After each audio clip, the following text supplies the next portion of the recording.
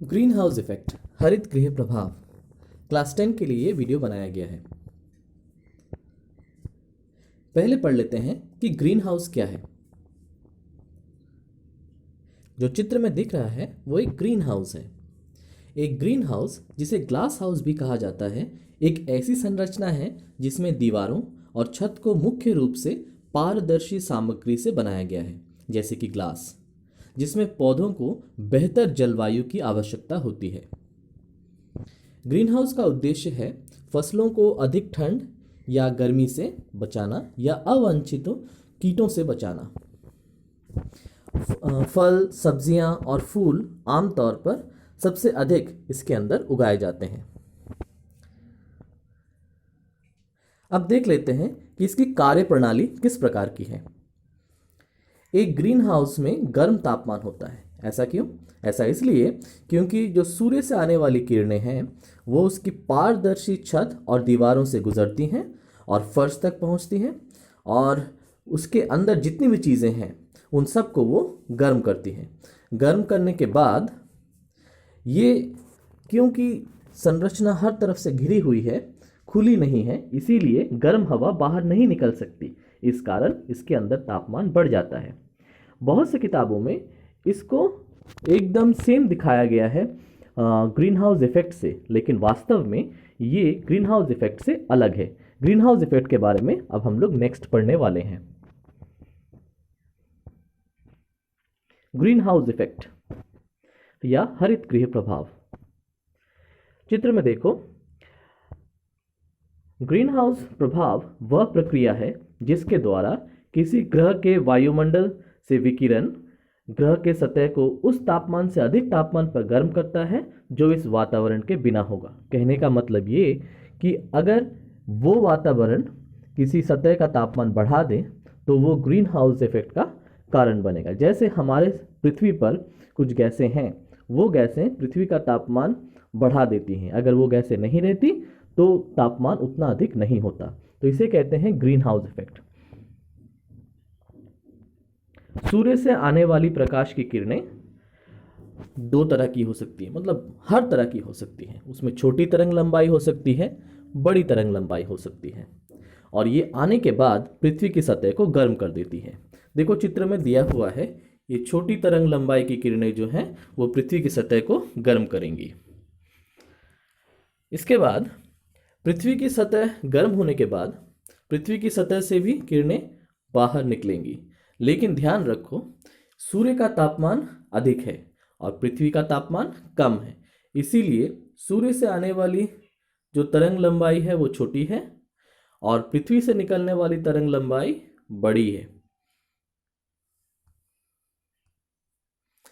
और ये जो किरणें हैं, ये किरणें अवशोषित कर लेती हैं कुछ गैसें, जैसे कार्बन डाइऑक्साइड, H2O, जलवाष्प आदि। ये गैसें हर दिशा में किरणें उत्सर्जित करती हैं। इस दिशा में, नीचे दिशा में, ऊपर दिशा में, हर दिशा में किरणें उत्सर्जित करती हैं। और जो नीचे आने वाली किरणें हैं वही पृथ्वी का तापमान बढ़ा देती हैं।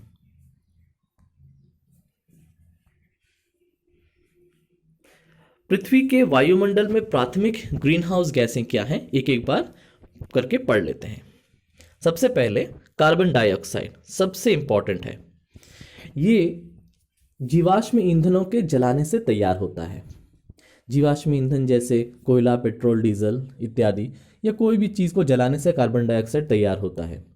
और जितना अधिक कार्बन डाइऑक्साइड बढ़ता रहेगा वायुमंडल में, उतना ज़्यादा ग्रीन हाउस इफेक्ट होगा, पृथ्वी का तापमान बढ़ता रहेगा। नेक्स्ट है मीथेन।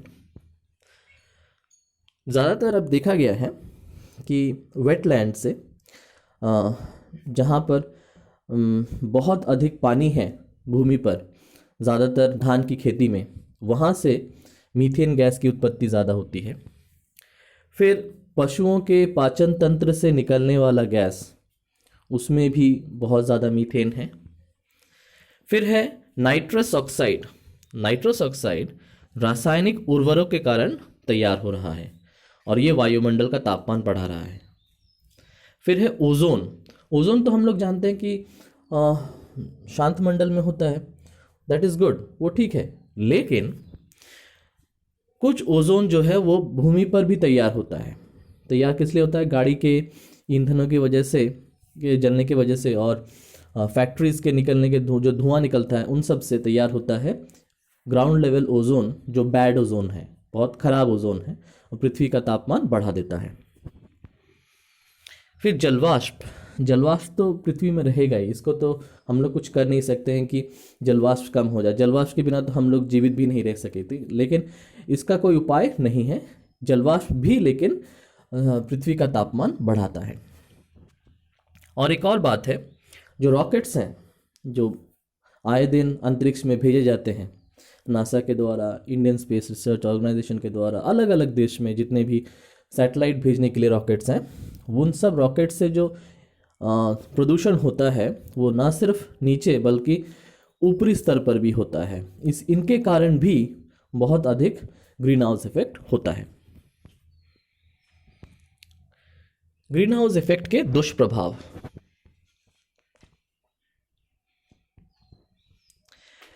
इस बात को हमको बहुत अच्छे से समझना होगा कि तापमान अगर बढ़ जाए तो ध्रुवीय प्रदेश, वहाँ पर जो ग्लेशियर हैं, ग्लेशियर मतलब बर्फीले क्षेत्र जहाँ से नदियों की उत्पत्ति हो रही है, नदियों का जो स्टार्टिंग पॉइंट है दैट इज़ ग्लेशियर, तो ग्लेशियर बहुत जल्दी पिघलेंगे।